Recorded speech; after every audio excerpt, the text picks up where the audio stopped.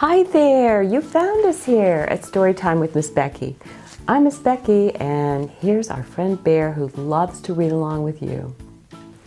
Have you ever tried changing yourself to get other kids to like you? Maybe once or twice? Well, Camilla Cream did. She even stopped eating her favorite food because the other kids hated it.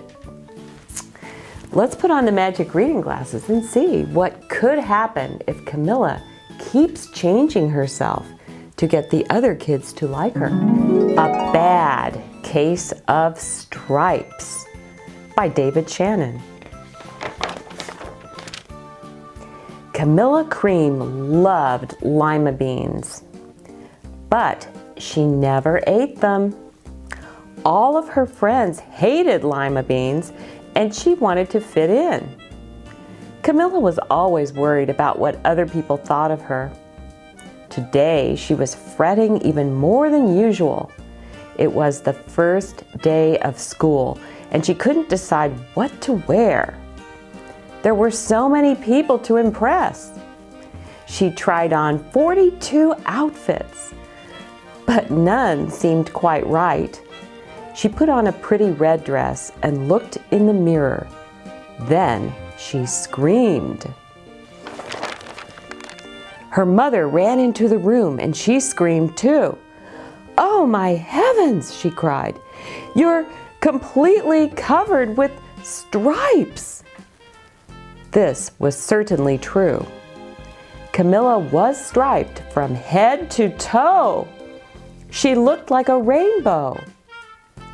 Mrs. Cream felt Camilla's forehead. "Do you feel all right?" she asked. "I feel fine," Camilla answered, "but just look at me." "You get back in bed this instant," her mother ordered. "You're not going to school today." Camilla was relieved. She didn't want to miss the first day of school, but she was afraid of what the other kids would say. And she had no idea what to wear with those crazy stripes. That afternoon, Dr. Bumble came to examine Camilla.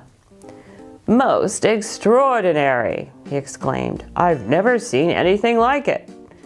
Are you having any coughing, sneezing, runny nose, aches, pains, chills, hot flashes, dizziness, drowsiness, shortness of breath, or uncontrollable twitching?" "No," Camilla told him. "I feel fine." "Well then," Dr. Bumble said, turning to Mrs. Cream, "I don't see any reason why she shouldn't go to school tomorrow. Here's some ointment that should help clear up those stripes in a few days. If it doesn't, you know where to reach me." And off he went. The next day was a disaster. Everyone at school laughed at Camilla. They called her Camilla Crayon and Night of the Living Lollipop. She tried her best to act as if everything were normal, but when the class said the Pledge of Allegiance, her stripes turned red, white, and blue, and she broke out in stars. The other kids thought this was great. One yelled out, "Let's see some purple polka dots." Sure enough, Camilla turned all purple polka dotty. Someone else shouted, "Checkerboard!" And a pattern of squares covered her skin. Soon, everyone was calling out different shapes and colors, and poor Camilla was changing faster than you can change channels on a TV. That night, Mr. Harms, the school principal, called. "I'm sorry, Mrs. Cream," he said. "I'm going to have to ask you to keep Camilla home from school. She's just too much of a distraction, and I've been getting calls from the other parents. They're afraid those stripes may be contagious." Camilla was so embarrassed. She couldn't believe that 2 days ago everyone liked her. but now nobody wanted to be in the same room with her. Her father tried to make her feel better. "Is there anything I can get you, sweetheart?" he asked. "No, thank you," sighed Camilla. What she really wanted was a nice plate of lima beans, but she had been laughed at enough for one day.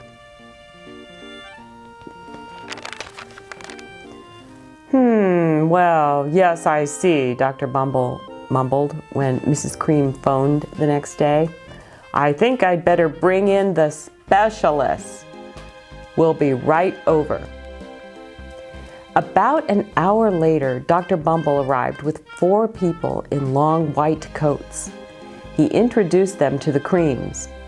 "This is Dr. Grope, Dr. Sponge, Dr. Cricket, and Dr. Young."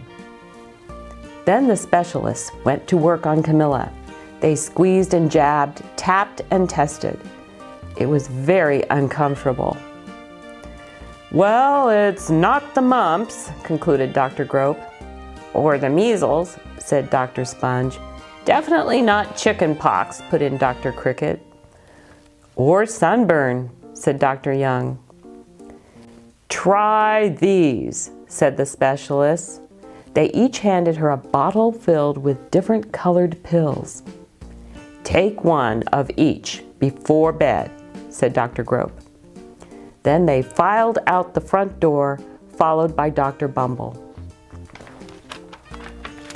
That night, Camilla took her medicine.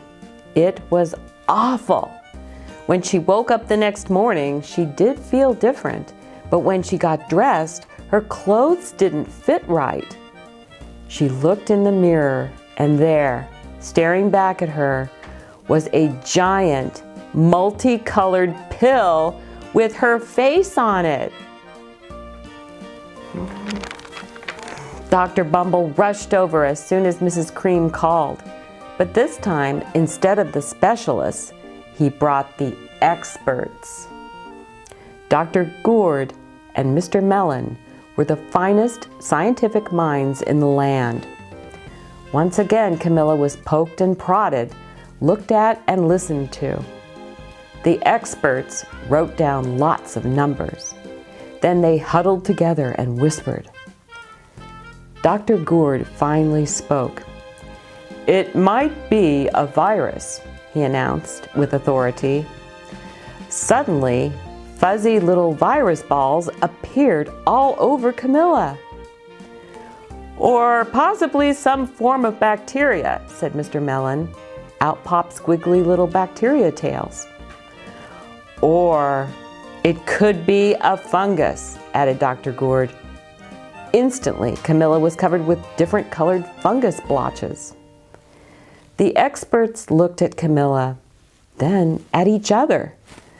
"We need to go over these numbers again, back at the lab," Dr. Gourd explained. "We'll call you when we know something." But the experts didn't have a clue, much less a cure. By now, the TV news had found out about Camilla. Reporters from every channel were outside her house, telling the story of the bizarre case of the incredible changing kid. Soon, a huge crowd was camped out on the front lawn.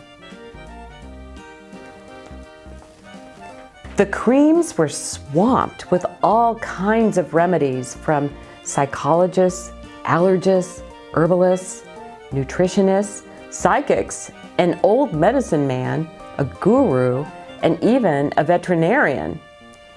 Each so-called cure only added to poor Camilla's strange appearance until it was hard to even recognize her. She sprouted roots and berries and crystals and feathers and a long furry tail, but nothing worked. One day, a woman who called herself an environmental therapist claimed she could cure Camilla. "Close your eyes," she said.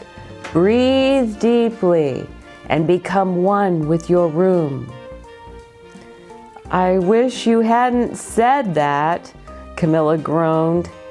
Slowly, she started to melt into the walls of her room. Her bed became her mouth. Her nose was a dresser, and 2 paintings were her eyes. The therapist screamed and ran from the house. "What are we going to do?" cried Mrs. Cream. "It just keeps getting worse and worse." She began to sob. At that moment, Mr. Cream heard a quiet little knock at the front door. He opened it, and there stood an old woman who was just as plump and sweet as a strawberry. "Excuse me," she said brightly, "but I think I can help." She went into Camilla's room and looked around. "My goodness," she said with a shake of her head, "what we have here is a bad case of stripes. One of the worst I've ever seen." She pulled a container of small green beans from her bag. "Here," she said, "these might do the trick." "Are those magic beans?" asked Mrs. Cream. "Oh my, no," replied the kind old woman. "There's no such thing. These are just plain old lima beans. I'll bet you'd like some, wouldn't you?" she asked Camilla. Camilla wanted a big heaping plateful of lima beans more than just about anything, but she was still afraid to admit it. "Yuck," she said. "No one likes lima beans, especially me." "Oh dear," the old woman said sadly. "I guess I was wrong about you." She put the beans back in her bag and started toward the door. Camilla watched the old woman walk away. Those beans would taste so good, and being laughed at for eating them was nothing compared to what she'd been going through. She finally couldn't stand it. "Wait," she cried. "The truth is, I really love lima beans." "I thought so," the old woman said with a smile. She took a handful of beans and popped them into Camilla's mouth. "Mmm," said Camilla. Suddenly, the branches, feathers, and squiggly tails began to disappear. Then the whole room swirled around. When it stopped, there stood Camilla, and everything was back to normal. "I'm cured," she shouted. "Yes," said the old woman. "I knew the real you was in there somewhere." She patted Camilla on the head. Then she went outside and vanished into the crowd. Afterward, Camilla wasn't quite the same. Some of the kids at school said she was weird, but she didn't care a bit. She ate all the lima beans she wanted, and she never had even a touch of stripes again. Bear's wondering, did you like how happy Camilla looked eating lima beans again? Yes? Bear's saying, maybe Camilla just wants to be Camilla. Bear also hopes you come back soon for more adventures in being the one and only you. Bye for now. Please subscribe.